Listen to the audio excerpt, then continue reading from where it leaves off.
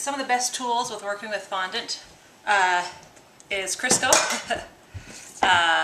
You want a nice mat. This is my small one. I do have a bigger one, but since we're just doing an 8-inch cake, this is good enough. And a good, nice flat rolling pin. You don't want a wooden one because you're going to get a lot of grains then in your fondant. And you want it to be big enough to cover your whole cake. And fondant and coloring. Now, before we start kneading our fondant or working with it, you want to make sure you have really clean hands and a really clean dry mat, because any crumbs at all will show up in this white fondant. So I'm going to take Crisco and rub it over my mat. I'm going to do this every time I'm going to roll out fondant because it'll get pulled up. Alright, so you want to go all the way to the edges. This way the fondant won't stick to the mat as we roll it out and will come off easily to get placed onto our cake.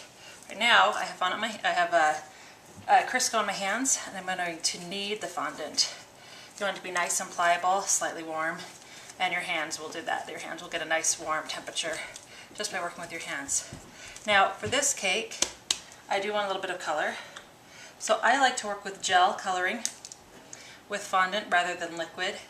It's a lot more concentrated, it works a lot better. I don't like to open mine all the way because it will tend to dry it out fast. So I just try to open a little bit at a time. And it's surprising how much a little bit of this gel goes a long way. Now if you're working with fondant, you can always take the same toothpick and dip it back in. But if you're working with buttercream, you're going to have a lot of frosting in here, so make sure you just throw it away every time you use a toothpick. So I'm going to do just a little bit more. And we'll knead this together and see if we like the color. And it's just like kneading bread or any other dough that you work with. You know, make sure you're folding it over, getting everything. Now some people like the marbled look to their fondant. So if that was what you were going for, you wouldn't necessarily need to knead it. That's what I'm going for, a pun there. But you could stop a lot sooner if you were going for marbled effect. See how the color's starting to come through? This would be a good time to stop, roll it out, and you'll have the white, the bright white, and the dark pink mixed within it. The less marble you want, then the more you're going to knead it before you roll it out. And then of course if you don't want the marble effect at all, which we don't want for today's cake, you want to knead it completely. Now see how soft and pliable it's becoming with just the temperature from my hands? This is a sign of really good quality fondant, that it's so soft and easy to work with. Now it's starting to stick to my fingers a little, so I'm just going to add some more Crisco. Now some people like to work with, rather with Crisco, but with a cornstarch powdered sugar mixture to work with everything dry rather than slightly moist. That's fine, it's your preference. I find that tends to dry it out and I still get a lot of sticking, where I feel like the Crisco goes a really long way into keeping it soft and smooth and pliable and not sticking. So I like to work with Crisco. Of course any shortening will work, I just happen like Crisco. And keeping your Crisco fresh is really important when making frosting, but not necessarily when working with fondant. I tend to buy the smaller containers for when I'm making frosting. But you can of course work with a big container if that's what you have. Alright, now I kind of used up my Crisco on my mat. I'm going to wipe it through again. Alright, we have a nice color.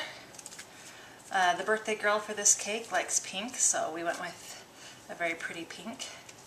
And we're ready to roll it out. Notice this is about the size of, I'd say, 2 baseballs. That's usually what I start with. Now we're going to also take Crisco and rub it all over our rolling pin, because you don't want the fondant to stick to the rolling pin either. Okay, and now this is when you use all those muscles, and we're going to try to roll it out into a nice circle. Now the one thing you need to be aware of before you start rolling out is the size of the cake you're working with. Now our cake is 8 inches around, or 8 inches wide. It's an 8-inch cake, and it's about 4 inches tall. So if you measure the size of your cake, you have 4 inches by 8 inches by 4 inches. So we need a circle in diameter that's 16 inches just to cover our 8-inch cake.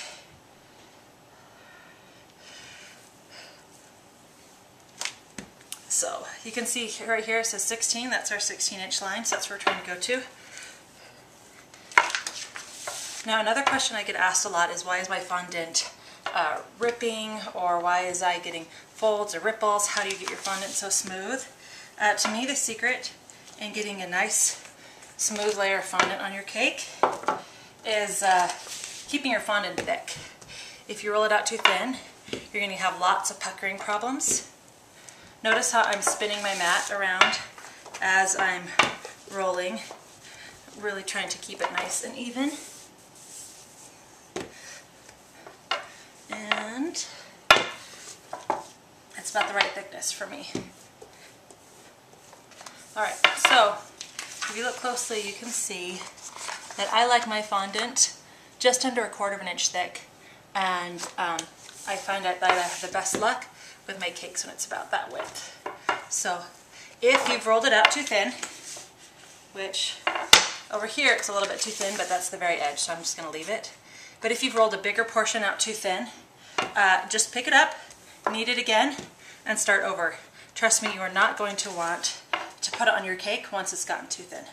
Oh, and see, I set my rolling pin down and I picked up some frosting from my counter that I didn't wipe clean enough. So make sure that your counter is very clean before you start. Alright, and now we're ready to put the fondant onto the cake.